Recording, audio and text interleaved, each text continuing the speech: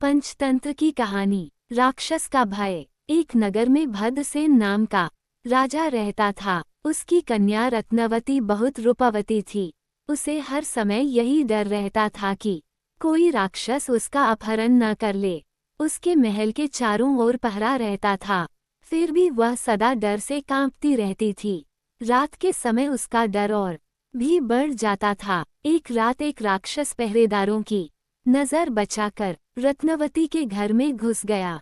घर के एक अंधेरे कोने में जब वह छिपा हुआ था तो उसने सुना कि रत्नवती अपनी एक सहेली से कह रही है, ये दुष्ट विकल मुझे हर समय परेशान करता है, इसका कोई उपाय कर। राजकुमारी के मुख से ये सुनकर राक्षस ने सोचा कि अवश्य ही विकल नाम का कोई दूसरा राक्षस होगा जिससे राजकुमारी इतनी डरती है।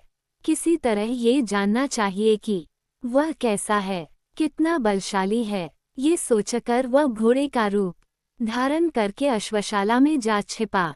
उसी रात कुछ देर बाद एक चोर उस राजमहल में आया।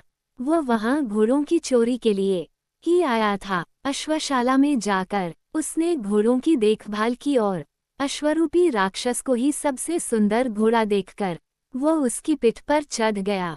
अश्वरूपी राक्षस ने समझा कि अवश्यमेव यह व्यक्ति ही विकल राक्षस है और मुझे पहचान कर मेरी हत्या के लिए ही यह मेरी पीठ पर चढ़ा है। किंतु अब कोई चारा नहीं था। उसके मुख में लगाम पड़ चुकी थी। चोर के हाथ में चाबुक थी। चाबुक लगते ही वह भाग खड़ा हुआ। कुछ दूर जाकर चोर ने उसे ठहरने के लिए लगाम खींची, लेकिन घोड़ा भागता ही गया।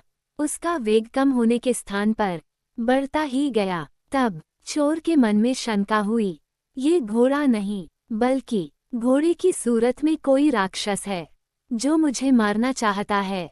किसी उबड़ खाबड़ जगह पर ले जाकर यह मुझे पटक देगा, मेरी हड्डी पसली टूट जाएगी। ये सोच ही रहा था कि सामने वटवृक्ष की एक शाखा आई। घोड़ा उसके नीचे से गुजरा।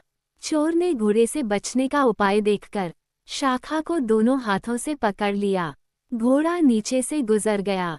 चोर वृक्ष की शाखा से लटक कर बच गया। उसी वृक्ष पर अश्वरूपी राक्षस का एक मित्र बंदर रहता था।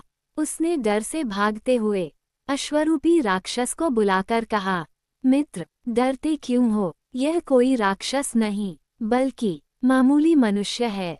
तुम चाहो तो इसे एक क्षण में खाकर हजम कर लो। चोर को बंदर पर बड़ा क्रोध आ रहा था।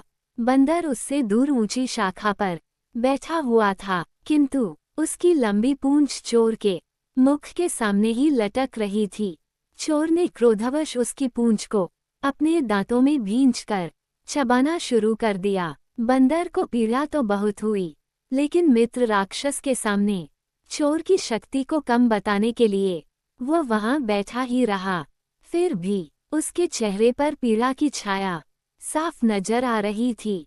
उसे देखकर राक्षस ने कहा, मित्र, चाहे तुम कुछ ही कहो, किंतु तुम्हारा चेहरा कह रहा है कि तुम विकल राक्षस के पंजे में आ गए हो। ये कहकर वह भाग गया।